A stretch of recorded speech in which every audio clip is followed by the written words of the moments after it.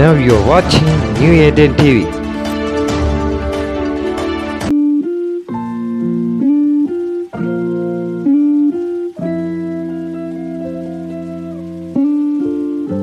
அன்பான சகோதர சகோதரிகளே, ஆண்டவராகிய இயேசு கிறிஸ்து நாமத்தில் உங்கள் அனைவரும் வாழ்த்தி வரவேற்கிறேன். இன்றைக்கான தினவசனம் கலாத்தியர் 5ஆம் அதிகாரம் 22 மற்றும் 23ஆம் வசனம். ஆவியின் கனியோ அன்பு, சந்தோஷம், சமாதானம், நீடிய பொறுமை, தயவு, நற்குணம், விசுவாசம், சாந்தம், இச்சையடக்கம், இப்படிப்பட்டவைகளுக்கு விரோதமான பிரமாணம் ஒன்றும் இல்லை. கர்த்தருக்கு மகிமை என்றதாக. இன்றைக்கு ஆண்டவருடைய வெளிப்பாடானது அவருடைய சக்தியினாலே, அவருடைய வல்லமையினாலே உண்டாகும் நற்குணங்களை அனைத்தையும் இங்கு பட்டியல் போட்டு ஆண்டவர் வெளிப்படுத்துகிறார். கிறிஸ்துவுக்குள் பிரியமானவர்களே, இப்படிப்பட்ட குணத்தை யாரு பெற்று இருக்கிறார்களோ அவர்களுக்கு தேவ சமாதானம் வந்து அடையும் என்று ஆண்டவர் சொல்கிறார். ஏனென்றால் இது அவரால் உண்டாகுகிற குணம், அவருடைய சக்தியின் தூண்டுதலால் உண்டாகுகிற குணம். ஒருவேளை உண்மை கிறிஸ்தவர்களாக இருக்கிறோமே என்றால், இத்தனை குணங்களை நாம் பின்பற்றுகிறோம் என்றால், இத்தனை குணங்களை நாம் மற்றவர்களுக்கு காட்டுகிறோம் என்றால், நாம் உண்மையிலேயே ஆண்டவர் நேசிக்கும் மெய்யான ஒரு கிறிஸ்தவர்களாக நாம் இருக்கோம். இன்றைக்கு ஆண்டவர் இந்த வசனத்தை எனக்கு வெளிப்படுத்த காரணம், சொல்லப்போனால் இதில் பட்டியலில் இருக்கும் அத்தனையும் நாமால் கடைபிடித்து மற்றவர்களுக்கு அதை என்ன சொல்றது, நம்மளோட குணத்தின் பிரதிபலிப்பாக இந்த பட்டியலில் இருக்கும் ஒவ்வொரு குணங்களையும் நாம் வெளிப்படுத்த வேண்டும். மற்றவர்களுக்கு அந்த அன்பின் மூலியமாக அதை காட்ட வேண்டும். நாம் உண்மையிலேயே இது அனைத்தையும் நாம் கடைபிடிக்கிறோமா? கொஞ்சம் நமக்கு சவாலாக தான் இருக்கும். இன்றைக்கு நாம் அன்போடு பேசுவோம். என் குடும்பத்துக்குள்ளேயே கூட இதை நாம் உதாரணமாக எடுத்துக்கொள்ளலாம்.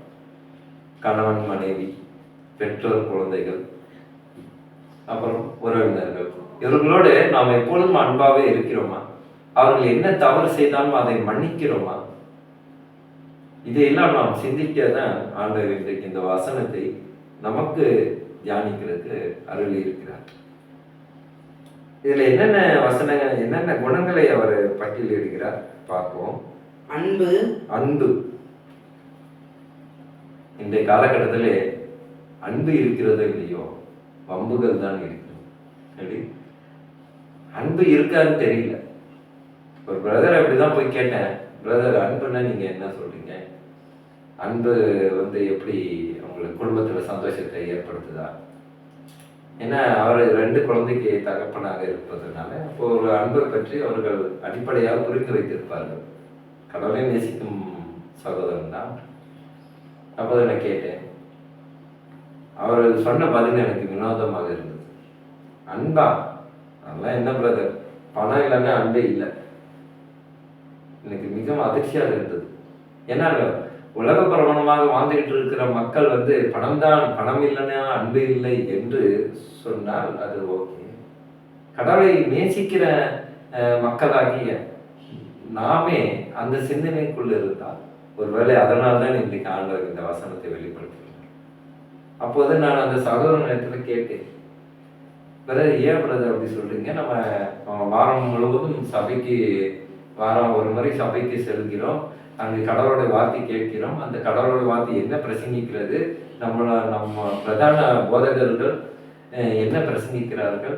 அன்பாக இருக்க வேண்டும், உங்கள் குடும்பத்தில் ஒற்றுமையாக இருக்க வேண்டும், மன்னிக்கும் குணத்தை நாம் வளர்த்துக்கொள்ள வேண்டும் என்றெல்லாம் சொல்லியிருக்கிறாங்களே, நீங்க எப்படி சொல்றீங்க அப்படின்னு. அது பிரதர், அது சர்ச்சில் போதகர்கள் சொல்லும்போது நல்லா தான் இருக்கு, அதை கடைபிடிக்கிறது ரொம்ப சிரமமா இருக்கு, அதனால தான் ஒரு வெரைட்டியில் அப்படி சொல்லுவேன். அப்போ அன்பு காட்ட வேண்டும் என்பது அவர்களுக்கு மிகவும் ஒரு என்ன சொல்றது, அவங்களுக்கு வேண்டிய ஒரு குணமா தான் இருக்குது. ஆனா அதை செயல்படுத்த முடியலன்றதுனால ஒரு வெரைட்டியில நிறைய பேர் சொல்லுவாங்க. ஆனால் அவங்க மனதுல அன்பு அழியல இருக்குது. அந்த அன்பு ஏன் அப்படின்னா, இந்த காலகட்டத்தில் பொருளாதாரம் தேவைகள் அதிகமாக இருக்குது. அப்போ இப்போ ஒரு கணவன் மனைவிக்கு ஏதாவது ஒரு சம்பளம் நாள் வரும்போது பார்த்தீங்கன்னா, கணவனை அப்படி நல்லா உபசரிக்கணும். இல்லை சம்பளம் தான் எப்படி தேவையானதெல்லாம் நம்ம கணவன் கிட்ட பெற்றுக்கொள்ளலாம். அங்கே கடன் இருக்கு, இங்கே கடன் இருக்கு என்று அந்த சம்பள நாளை எதிர்நோக்கி பார்ப்பார்கள். ஆனால் கணவன் பாதுகாப்பாக வீட்டுக்கு வந்து சேர்க்கிறவன் பார்ப்பதில்லை. கணவன் ஒருவேளை பேக்கெட்ல இருக்கிற அந்த சம்பளமானது பணமானது பாதுகாப்பாக இருக்கிறதா என்று. ஏன்னா அப்படி ஒரு சூழலுக்குள்ளே நாம் இருக்கிறோம். எனக்கு பிரியமானவர்களே, அன்பு ஒரு பொழுதும் அழியாது என்று நாம் ஏற்கனவே நாம் சிந்தித்து இருக்கிறோம். 1 கொரிந்தியர் 11ஆம் அதிகாரத்திலே 4-7 வசனங்களை வாசித்தார். அன்பு ஒரு பொழுதும் அழியாது, அது தீங்கை கணக்கு வைக்காது, இருமாப்படையாது என்று சொல்லிக்கொண்டு போகலாம். ஆனால் அந்த அன்பை நாம் காட்டுவதற்கு நாம் என்னென்ன செயல்முறைகளை எடுக்க வேண்டும், என்னென்ன மாற்றங்களை கொண்டு வர வேண்டும். பணம் அழியக்கூடியது, ஆனால் அன்போ என்றைக்குமே அழியாது. அது பாராபட்சம் பார்க்காது. ஒருவேளை எத்தனை கணவர்கள் தன்னுடைய வீட்டுல போய் அந்த சம்பளத்தை முழுமையா கொடுக்காத கணவர்கள் எத்தனை பேர் இருக்கிறார்கள். குடிச்சி குடும்பத்துல ஒரு குழப்பத்தையும் ஒரு நரகம் போல ஒரு சூழ்நிலை உண்டாக்குகிறார்கள். ஆனால் அப்படிப்பட்ட கணவனை மனைவியானவர் நேசிக்கிறார். அவர் என்ன செஞ்சாலும் சரி, அவர் என்னுடைய கணவன் என்று அந்த அன்பின் மூலியமாக சகல பாவத்தையும் அதை மறைத்து ஒரு குடும்பத்திலே ஒரு சமாதானத்தை உண்டு பண்ணுகிறது. அதுதான் அன்பாக இங்கே ஆண்டவர் வெளிப்படுத்துகிறார். அடுத்தது சந்தோஷம். சந்தோஷம். இன்றைக்கு நாம் எதை குறித்து சந்தோஷப்படுகிறோம்? இன்றைக்கு வீட்டில் சாப்பாடு இல்லைன்னா கூட சந்தோஷமா இருக்கும். சாப்பாடு இருந்தால் சந்தோஷமா இருக்க மாட்டாங்க. ஒருவேளை சாப்பாடு இல்லைன்னா கூட சந்தோஷப்பட மாட்டாங்க. ஆனால் செல்லில் பேலன்ஸ் வந்தால் தான், ரீசார்ஜ் போட்டால் ரொம்ப சந்தோஷப்படுறாங்க. எப்படி யூடியூப்ல அதிக மணி நேரம் அதில் செலவிட்டு வாழ்க்கைக்கு பிரயோஜனம் இல்லாத விஷயத்தில் செலவிடுவதில் சந்தோஷமாக இருக்கிறார். ஏன் நானும் கூட ஒரு காலத்தில் அப்படித்தான் இருந்தேன். இப்போது ஆண்டவரை நேசித்து அவருடைய ஊழியத்துக்காக என்னை அபிஷேகம் பண்ணி என்னை தேர்ந்தெடுத்ததுனாலே நான் அதை விட்டு விலக வேண்டும் என்ற உறுதியாக இருந்தேன். அதுபோல நாம் அனைவருமே இருப்போம். ஏன்னா ஆண்டவரை நேசிக்கிற மக்கள் அவருடைய சிந்தனைப்படி மாறுவார்கள். அடுத்தது சமாதானம், நீடிய பொறுமை, தயவு. தயவு என்றால் என்ன? ஒருத்தங்களுக்கு இரக்கம் காட்டுறது. ஆமா, ஒருத்தங்களுக்கு இரக்கம் காட்டுறது. ஆண்டவர் நம்மளை இரக்கம் காட்டுறாங்க. எப்படின்னா தலைமுறை ஒரு பாடல் கூட இருக்கிறது. தலைமுறைகள் தாண்டி நிற்கும் தயவு. தலைமுறைகள் தாண்டி நிற்கும் தயவு. ஆண்டவருடைய தயவு சும்மா நமக்கு மட்டும் இல்ல, நமக்கு அப்புறமா வர எல்லா தலைமுறைகளையும் ஆசீர்வதிக்கிறார். அப்படிதான் ஆபிரகாமை ஆசீர்வதித்தார், அப்படிதான் மோசையை ஆசீர்வதித்தார். நம் புதிய ஏற்பாடு காலத்திலே பார்த்தா இயேசு 3ஆம் நாள் உயிர்த்தெழுந்து போன பிறகு சீஷர்களை ஆசீர்வதித்தார்.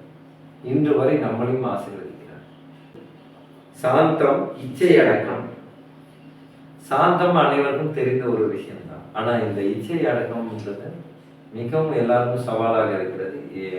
இளம் பருவத்தில் இருப்பவர்களுக்கும் வாலிபர்களுக்கும், ஏன் இப்ப பள்ளி படிக்கும் குழந்தைகளுக்கும் கூட இந்த இச்சை அடக்கம்ன்றது இல்லாமல் போய்விட்டது.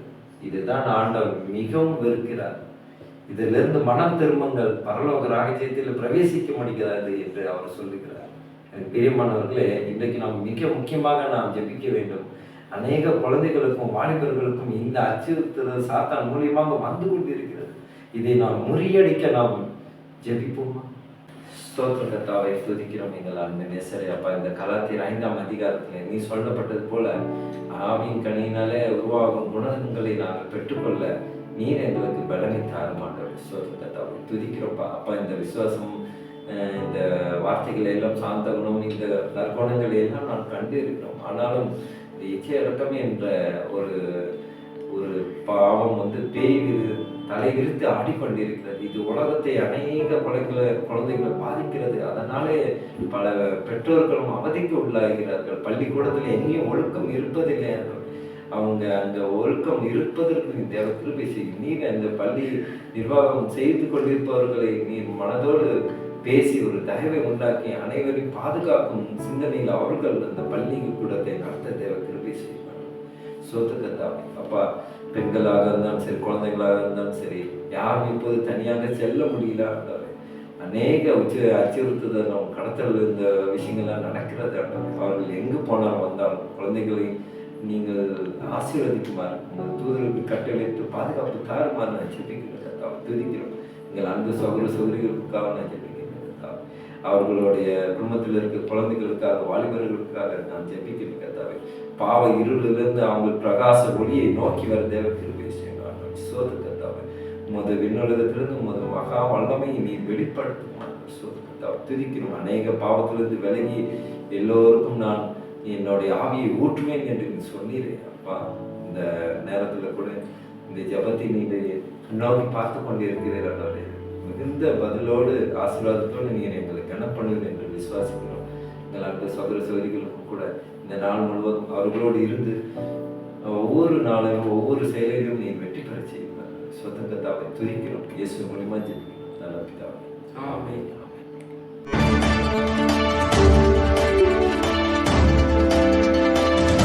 Now you're watching New Eden TV.